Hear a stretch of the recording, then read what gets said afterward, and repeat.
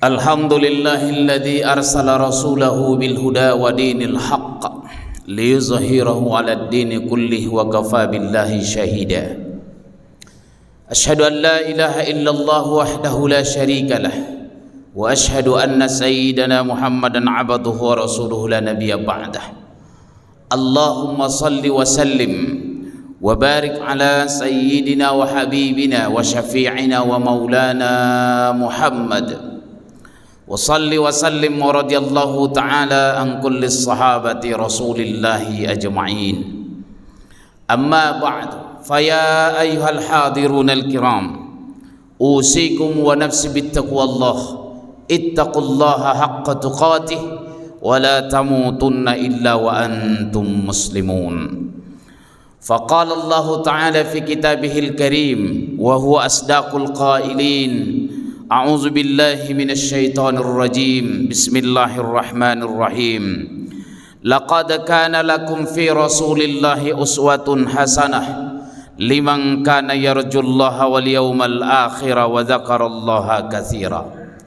Wa qala an-nabiy sallallahu alaihi wasallam, innama bu'istu li utammima makarimal akhlaq. Sadaqallahul azim wa sadaqa rasuluhun nabiyul karim. Wa nahnu ala dhalika minasy syahidin wasyakirin walhamdulillahi rabbil alamin. Hadirin jamaah salat Jumat yang mulia, bersungguh-sungguh kita dalam kehidupan ini kiranya bertambah selalu ketakwaan kita kepada Allah dalam setiap kesempatan. Bertambahlah kiranya kesyukuran kita atas segala nikmat yang diberikan. Bertambahlah kesabaran kita atas segala derita yang ditimpakan. Bertambah pula ketawaduan kita atas segala pencapaian. Siapa yang pandai bersyukur, Allah pasti tambah karunia itu. Dan siapa saja yang kufur, Allah akan ambil karunia itu dari jalan yang boleh jadi tak pernah diperkirakan. Salawat beriring salam semoga senantiasa dilimpahkan keharibaan junjungan kita yang mulia, Habibana wa Maulana Muhammad. Allahumma salli wa sallim wa barik alaihi. Intisari khutbah yang singkat ini khatib tulis di Hikmah Republika berjudul Sang Manusia Agung. Kiranya bisa menjadi renungan buat kita agar lebih paham kita tentang seluk-beluk kehidupan, sirah nabawiyah, keteladanan beliau, dan menjadi tambah cinta kita kepadanya.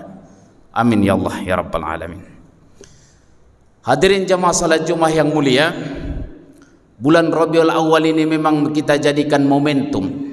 Kita jadikan momentum terbaik kita untuk menambah, memperluas pengetahuan, mengkaji, mengaji kembali sirah nabawiyah, agar tambah paham kita sejarah kehidupannya. Bukan hanya setelah dilahirkan, bahkan sebelum dilahirkan pun, sampai dakwahnya berjalan hingga wafatnya. Kita baca sirah nabawiyah agar kita semakin mengenalnya.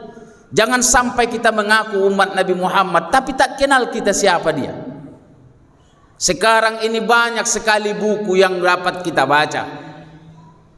Buku yang ringkas itu Asy-Syama'il Al-Muhammadiyah, itu yang ditulis oleh Imam At-Tirmidzi, sudah diterjemahkan ke dalam bahasa Indonesia.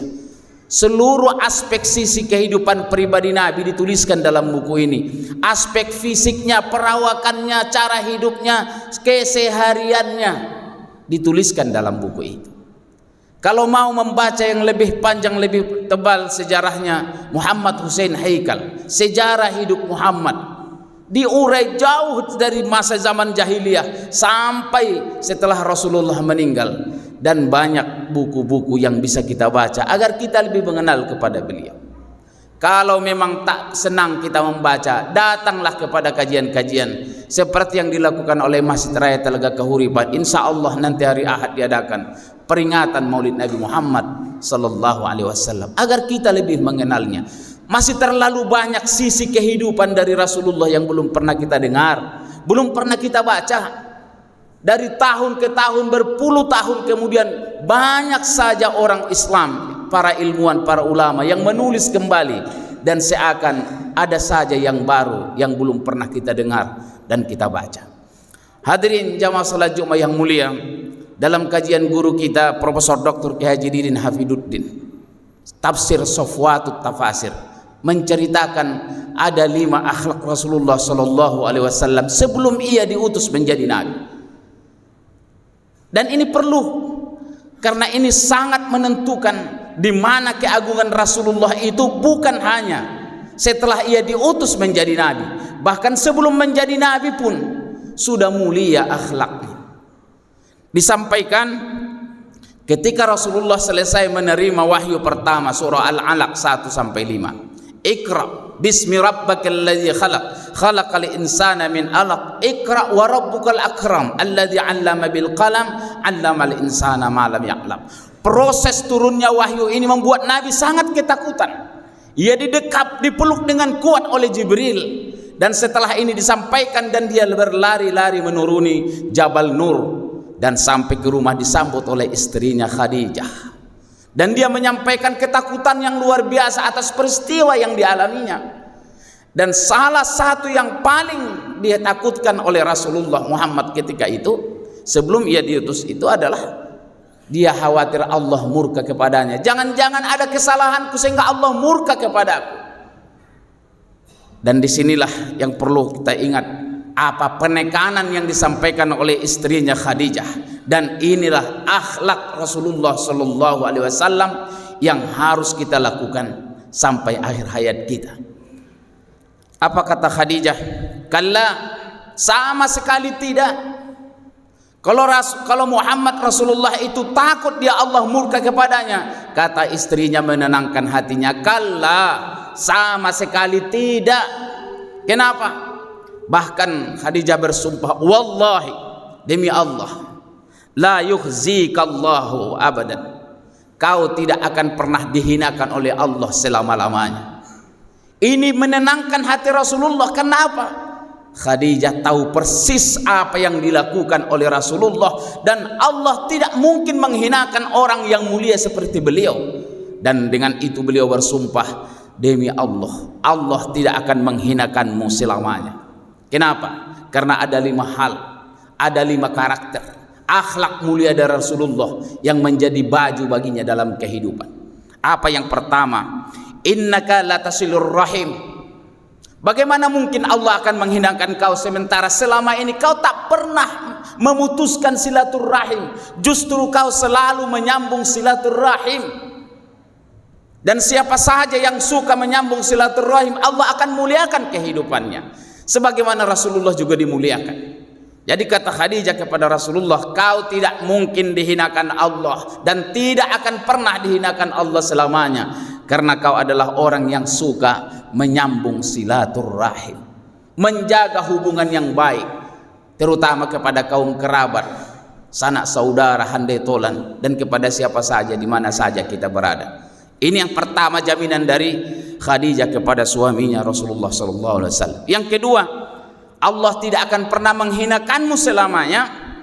Wa tahmilul kalla, karena kau suka senang menanggung beban orang lain, karena kau senang menanggung kesusahan orang lain. Orang-orang yatim, orang miskin kau tolong, siapa yang kesusahan kau bantu. Manalah mungkin Allah menghinakanmu, karena yang kau lakukan itu adalah perbuatan yang mulia. Ini yang ditekankan oleh Khadijah, bahwa Allah tidak akan pernah menghinakanmu karena kau senang menanggung, mengambil alih derita kekurangan orang lain kau bantu. Dan orang-orang yang membantu, suka membantu saudaranya, dia akan selalu Allah bantu. Wallahu fi aunil abdi ma kana al abdu fi auni akhi. Seorang akan selalu mendapatkan pertolongan selagi ia masih mau menolong orang lain. Dan ketika kita berhenti menolong orang lain, maka berhenti pula Allah akan menolong kita. Maka selagi kita masih menolong orang lain, jangan pernah khawatir kita bahwa kita tidak mendapatkan pertolongan dari Allah, tapi Allah akan selalu menolong orang-orang yang suka menolong orang lain. Yang ketiga yang disampaikan oleh Khadijah kepada Rasulullah sallallahu alaihi wasallam, wa taksibul ma'dum. Bagaimana mungkin Allah akan menghinakanmu karena kau selalu berusaha untuk membantu siapa saja yang minta pertolongan kepadamu. Menjamin Rasulullah itu kalau ada orang menolong, minta tolong kepadanya dan dia tidak mampu membantunya, Dia rela menggaransikan dirinya kepada orang lain. Dia selalu berusaha menutupi kekurangan dan kelemahan orang lain.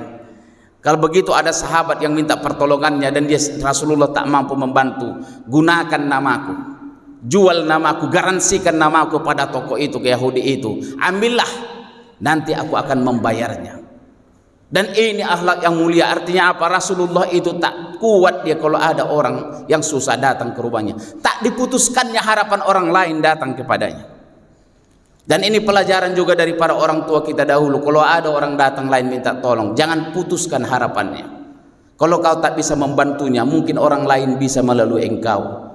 Mungkin kau tak bisa membantunya, tapi kau jadi jalan bagi orang lain untuk menolongnya. Sehingga jangan pernah putuskan harapan. Jangan berakhir harapan orang hidup di tanganmu, tapi berikan ia jalan mungkin dari orang lain. Yang keempat, kata Khadijah kepadanya, tidak mungkin Allah akan menghinakanmu karena engkau wataqarid dhaif. Dalam bahasa lainnya takrimud duyuf. Bagaimana mungkin Allah akan menghinakanmu karena kau suka dan senang memuliakan tamu. Ini perintah Rasulullah kepada kita. Bahkan indikasi keimanan seseorang itu akan terlihat bagaimana ia menerima menjamu tamu. Man kana yu'minu billahi wal yaumil akhir falyukrim dhaifahu. Kalau betullah kalian itu beriman kepada Allah dan hari akhir, muliakan tamu. Dan ini pekerjaan yang tidak mudah. Bahkan sebahagian kita seringkali merasa kalau ada tamu mau datang, berat rasanya menerima. Dan kita merasa nyaman kalau tak ada tamu datang ke rumah kita. Padahal tamu itu membawa rezeki kepada kita. Karena dia setelah keluar dari rumah kita, dia akan berdoa kepada Allah, ya Allah lapangkan rezeki tuan rumah ini. Begitu baiknya dia menyaji, menjamu kami. Dan yang kelima, apa jaminan Siti Khadijah kepada Rasulullah bahwa Allah tidak akan pernah menghinakannya? Wa tu'inu ala nawaibil haqq. Mana mungkin Allah akan menghinamu karena kau selalu berjuang menolong orang-orang yang bergerak di jalan kebenaran. Saudaraku kaum muslimin, kalaulah kita ini bukan ulama, maka berjuanglah untuk melahirkan ulama agar mereka jadi penerus perjuangan, karena ulama itu pewaris para nabi. Kalau kita bukan guru yang bisa mendidik anak kita dengan baik, maka dukunglah para guru di sekolah itu. Berikan mereka dukungan moral dan material agar mereka bisa meningkatkan kualitas hidupnya, agar bisa mendidik anak-anak kita. Dan kalau hari ini kita bukan penggerak sosial yang bergerak di lembaga-lembaga sosial pendidikan, menolong anak-anak yatim dan orang-orang miskin, maka jadilah bahagian dari pendukung mereka. Kalau tak mampu mendukung, jangan kau lemahkan perjuangan mereka. Bukankah sebahagian kita tidak mampu menolong, tapi justru merendahkan, menghina, mencaci maki? Setidaknya kalau kita tidak bisa memuji, jangan mencaci. Setidaknya kalau tidak bisa memberikan bantuan, jangan kita lemahkan. Supaya apa? Kita menjadi bahagian dari gerakan kebaikan.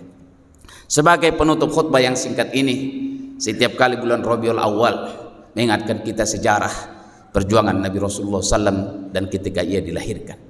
Dan sampai akhir zaman kita tidak pernah selesai mengkajinya, karena akhlaknya adalah Al-Quran. Begitu seorang sahabat bertanya kepada Aisyah, hai Aisyah, coba jelaskan kepada kami bagaimana akhlak Rasulullah. Dan Aisyah berkata, kana khuluquhul Quran, sungguh akhlaknya adalah Al-Quran. Artinya apa? Kalau Al-Quran ini kita baca, maka refleksinya, pengawajahan Al-Quran ini ada pada diri Nabi Muhammad SAW. Itu artinya apa? Sampai mati pun kita nanti tak pernah tamat dan khatam kita membacanya, apalagi meniru akhlak dari Rasulullah SAW sebagai uswatun hasanah. Barakallahu lakum fil Qur'anil azim wa nafa'ani wa iyyakum bima fihi minal ayati wa zikril hakim wa taqabbala minni wa minkum tilawatahu innahu huwal ghafurur rahim.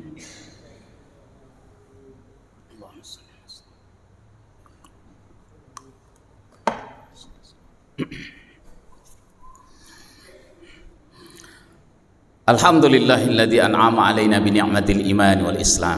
Asyhadu an la ilaha illallah wahdahu la syarika lah وأشهد أن سيدنا محمدا عبده ورسوله لا نبي بعده. اللهم صل وسلم وبارك على سيدنا وحبيبنا وشفيعنا ومولانا محمد صل وسلم ورضي الله تعالى عن كل الصحابة رسول الله أجمعين. أما بعد فيا أيها الحاضرون الكرام أوصيكم ونفسي بتقوى الله. اتقوا الله حق تقاته ولا تموتن إلا وأنتم مسلمون. فقال الله تعالى إن الله وملائكته يصلون على النبي يا أيها الذين آمنوا صلوا عليه وسلموا تسليما. اللهم صل على محمد وعلى آل محمد كما صليت على إبراهيم وعلى آل إبراهيم وبارك على محمد وعلى آل محمد كما باركت على إبراهيم وعلى آل إبراهيم في العالمين إنك حميد مجيد. آمين يا الله يا رب العالمين. اللهم اغفر للمؤمنين والمؤمنات والمسلمين والمسلمات الأحياء منهم والأموات إنك سميع قريب مجيب الدعوات ويا قاضي الحاجات. ربنا تقبل منا إنك أنت السميع العليم وتب علينا يا الله إنك أنت التواب الرحيم. ربنا آتنا في الدنيا حسنة وفي الآخرة حسنة وقنا عذاب النار والحمد لله رب العالمين. Ibadallah, innallaha ya'muru bil 'adli wal ihsan wa ita'i dzil qurba wa yanha 'anil fahsya'i wal munkar wal baghi ya'idukum la'allakum tadhakkarun. Fazkurullaha al-'azima yazkurukum washkuru 'ala ni'amihi yazidukum was'aluhu min fadlihi yu'tikum wa la dzikrullahi akbar wallahu ya'lamu ma tasna'un. Aqimis shalah.